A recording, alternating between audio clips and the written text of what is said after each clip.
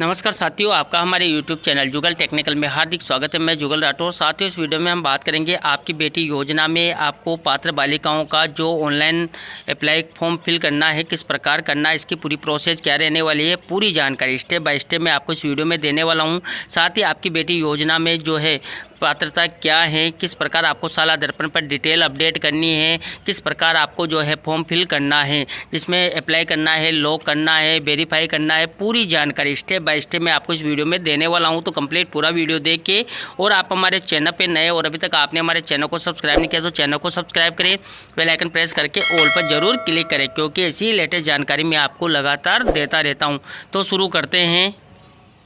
तो देखिए, पहले बात कर लेते हैं आदेश की, इसके बाद पूरी प्रोसेस जानेंगे। सबसे पहले देखिए, बालिका शिक्षा फाउंडेशन राजस्थान जयपुर के द्वारा वर्ष 24-25 में राजकीय विद्यालयों में अध्ययनरत बालिकाओं के लिए संचालित आपकी बेटी योजना के ऑनलाइन प्रस्ताव के क्रम में यह आदेश जारी किया गया है।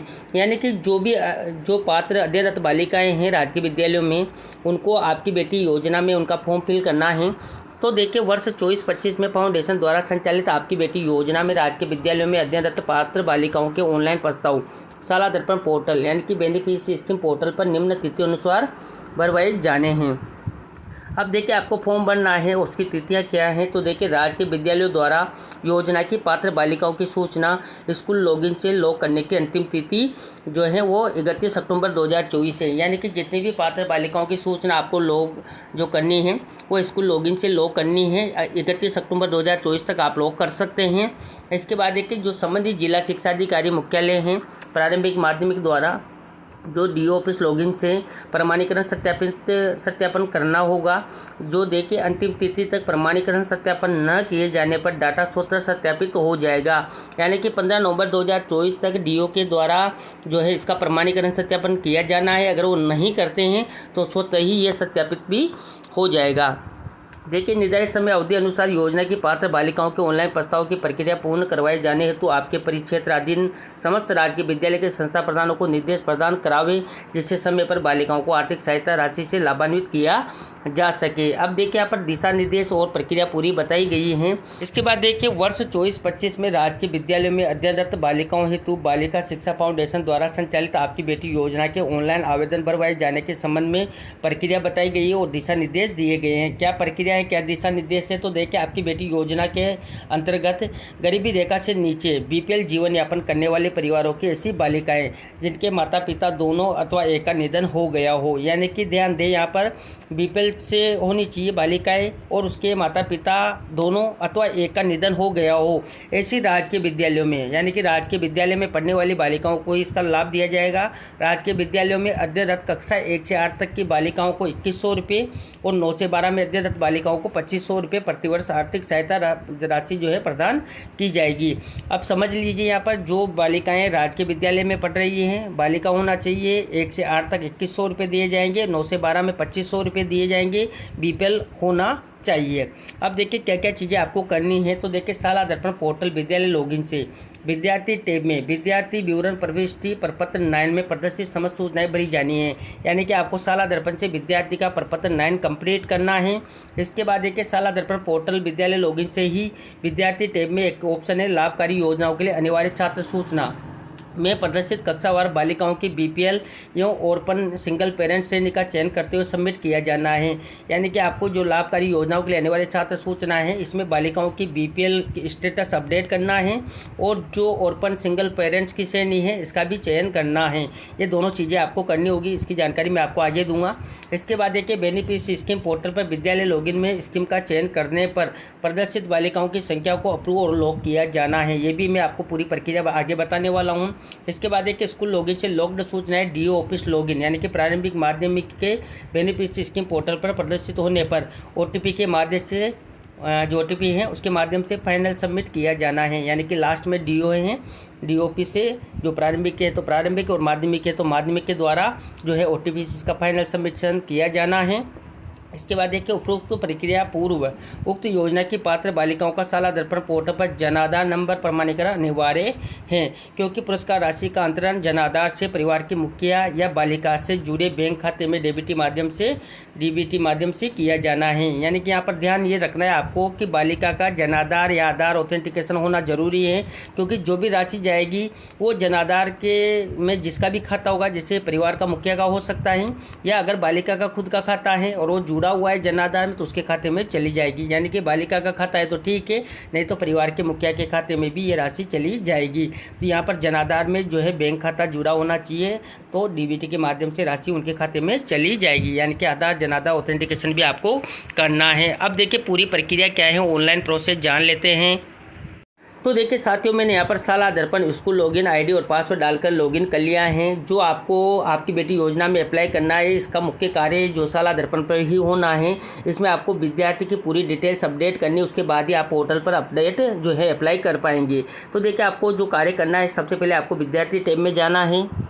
विद्यार्थी टैब में आपको यहाँ पर एक ऑप्शन मिलता है विद्यार्थी विवरण प्रविष्टि प्रपत्र 9, यानी कि स्टूडेंट की जितनी भी प्रविष्टि होनी है वो प्रपत्र 9 में होनी है। आपको प्रपत्र 9 कंप्लीट कर लेना है। यहाँ पर सारी डिटेल आपको अपडेट कर लेनी है। आधार जनाधार ऑथेंटिकेशन पहले प्रपत्र 9 से होता था, लेकिन अब इससे में नहीं होता है।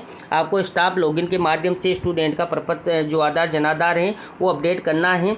इसका मैंने अलग से वीडियो बना रखा है, आधार जनाधार ऑथेंटिकेशन आपको कैसे करना है। साथ ही जो पुनः प्रमाणीकरण जनाधार ऑथेंटिकेशन का ऑप्शन शुरू किया गया है, अगर आपको वीडियो भी देखना है तो उसका भी मैं आपको वीडियो के डिस्क्रिप्शन में लिंक दे दूंगा, वहां जाकर आप पूरी जानकारी आधार जनाधार ऑथेंटिकेशन की ले सकते हैं। तो आप प्रपत्र 9 को कंप्लीट कर लें। इसके बाद दूसरा ऑप्शन आपको मिलता है लाभकारी योजनाओं के लिए अनिवार्य छात्र सूचना। ये काफ़ी इंपॉर्टेंट ऑप्शन है और इसको ही आपको अपडेट करना है। इसी ऑप्शन पर आपको क्लिक कर देना है। इसके यहाँ पर देखें तो यहाँ पर ये दिया गया है कि यहाँ दी गई सभी सूचनाएं किसी भी प्रकार की स्कीम में उपयोग में ली जा सकती है। यानी कि जितने भी स्कीम्स में बच्चों को लाभ दिलाना है वो सारी सूचनाएं यहाँ पर अपडेट की जानी है। इसके लिए देखिए जो भी डॉक्यूमेंट्स वगैरह है वो आप ले लेंगे। इसके बाद देखिए वो क्लास सेलेक्ट करनी है जिसमें आपके बालिका है, जिसको आपको आपकी बेटी योजना में लाभ दिलाना है। मान लीजिए कोई सी भी एक क्लास हो सकती है, जैसे कि मैं 7 की बात कर लेता हूँ, सेक्शन की बात कर लेते हैं। जो भी हैं 1 से 12 तक सारी बालिकाओं को इसका लाभ दिया जाना है। तो जो भी बालिकाएं ऐसी पात्र बालिकाएं उनको आप अप्लाई कर सकते हैं। तो देखिए 100 स्टूडेंट पर आप क्लिक करेंगे और यहाँ पर क्लास आपकी 100 हो जाती हैं। देखिए थोड़ा सा प्रोसेस लेगा। तो देखिए जैसे आपने यहाँ पर 100 स्टूडेंट पे क्लिक किया तो स्टूडेंट की PCTS कार्ड है, BPL कार्ड है, फैमिली एनुअल इनकम है, EWS कार्ड है, क्लीनिंग ऑक्यूपेशन है, CWSN कैटेगरी है, OBC EBC कैटेगरी है, एक्स सर्विसमैन कैटेगरी है, ऑर्फन सिंगल पेरेंट्स कैटेगरी है और ट्राइब्स कैटेगरी है। यानी कि जो भी स्टूडेंट के लागू होता है उन सब चीज़ों को आप यहाँ पर फिल कर सकते हैं। जैसे कि PCTS कार्ड अगर स्टूडेंट के पास है तो उसको अपडेट कर देंगे। सबसे इंपॉर्टेंट कार्य आपको करना है वो है BPL कार्ड अपडेट करना है। तो इसी ऑप्शन पर आपको क्लिक कर देना है और नीचे आप चलेंगे तो यहाँ पर स्टूडेंट के जो भी बालिकाएं आप करना चाहते हैं उसका BPL स्टेटस आपको अपडेट करना होगा। आपको बता दूं कि आपकी बेटी योजना के लिए BPL होना जरूरी है। तो यहाँ पर BPL होगा तभी आप उसको पात्र समझेंगे।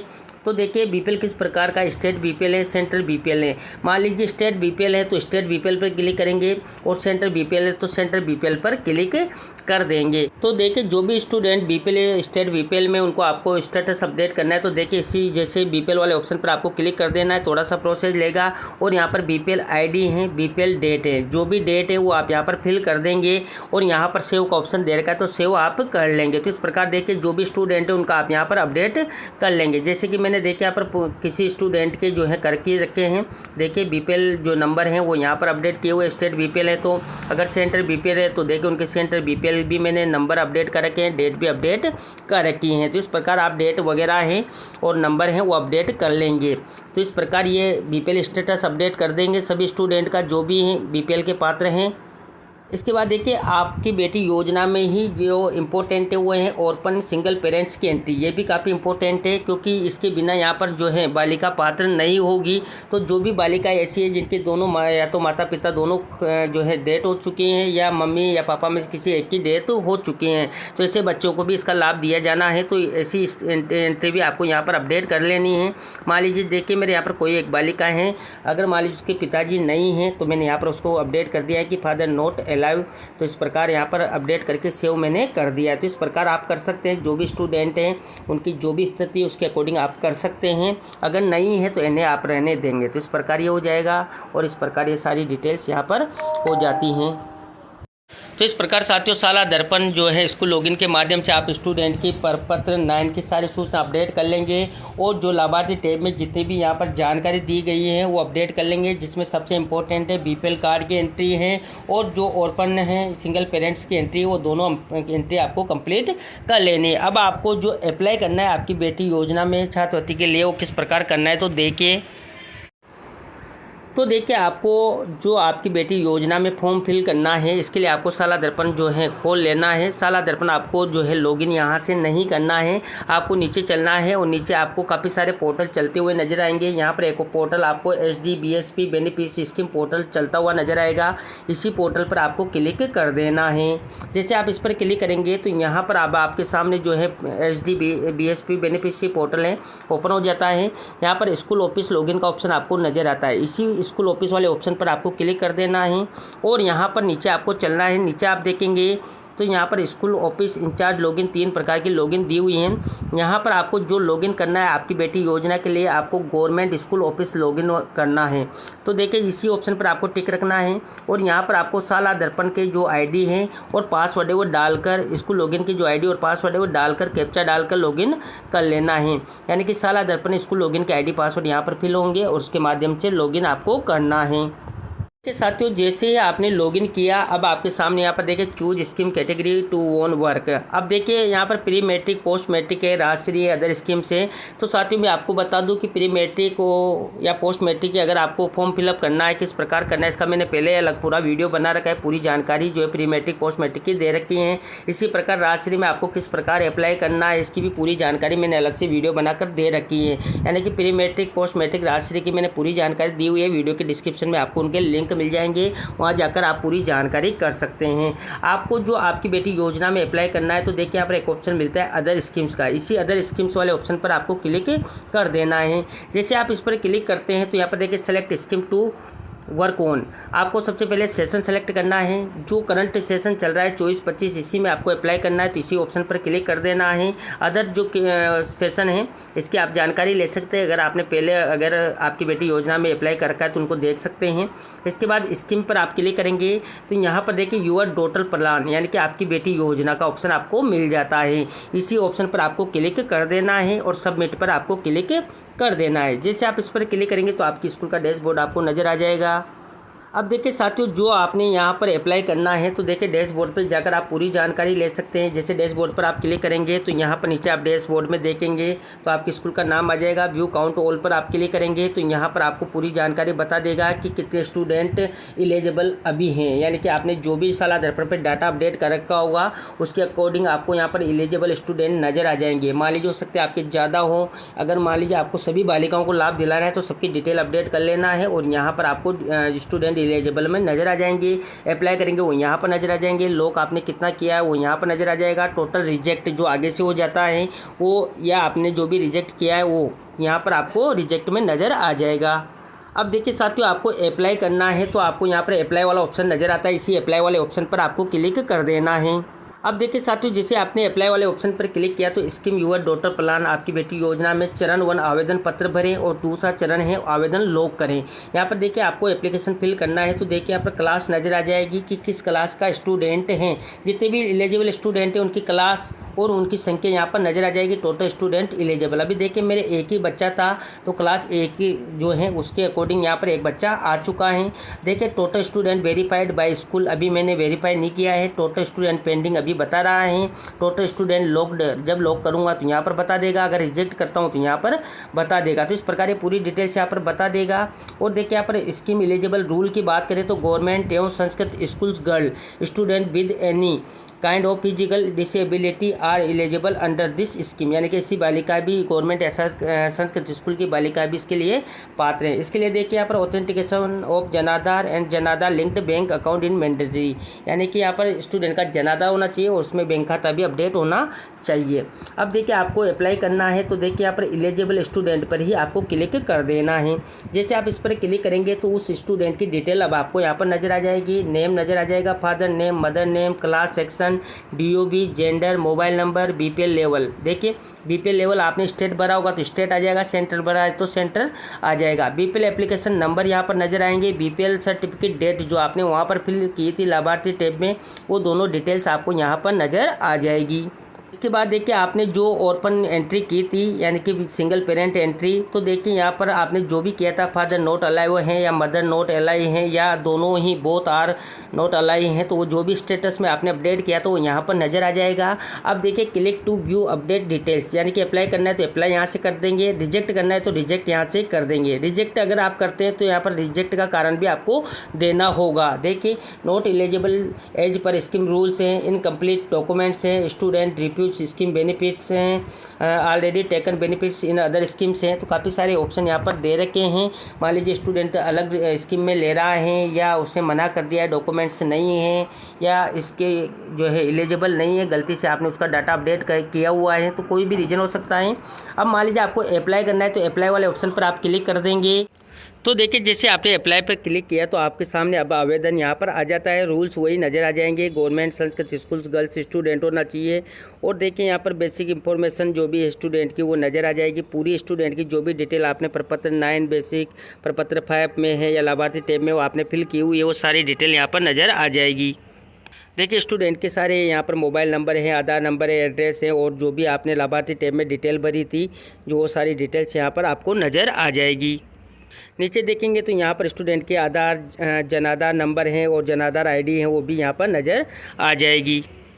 यहाँ पर देखेंगे तो फैमिली जो डिटेल्स हैं जनाधार के अकॉर्डिंग वो नज़र आ जाएगी। अब देखिए अगर मान लीजिए जो फैमिली हेड है अगर उसका अकाउंट है तो यहाँ पर आपको फैमिली हेड वाले अकाउंट पर क्लिक कर देना है, और अगर मान लीजिए स्टूडेंट का है तो स्टूडेंट पर S कर देना है। अगर मान लीजिए स्टूडेंट का है तो आपको S स्टूडेंट वाले पे कर देना है, तो स्टूडेंट के यहाँ पर बैंक अकाउंट की डिटेल आ जाएगी। और अगर मान लीजिए फैमिली का है तो फैमिली वाले पर आपको यहाँ पर नो पर टिक कर देना है, तो फैमिली हेड की जो भी डिटेल होगी जनाधार में वो यहाँ पर नज़र आ जाएगी।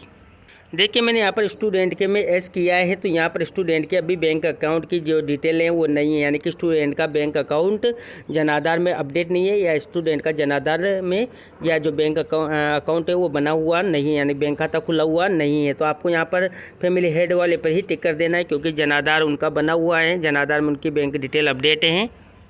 तो इस प्रकार यहाँ पर पूरी डिटेल्स जो हैं बैंक अकाउंट के आप चेक कर लें कि गड़बड़ तो नहीं है। अगर है तो पहले जनाधार में अपडेट कराएं, उसके बाद ही आप यहाँ पर आवेदन पत्र जो है अप्लाई करें।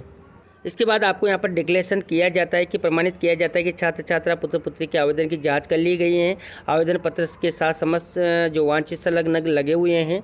छात्र छात्रा द्वारा प्रस्तुत प्रमाण पत्र को शाला दर्पण पोर्टल पर अपडेट कर लिया गया है, अतः छात्रा को योजना की राशि योजना प्रभारी द्वारा स्वीकृत की जाती है।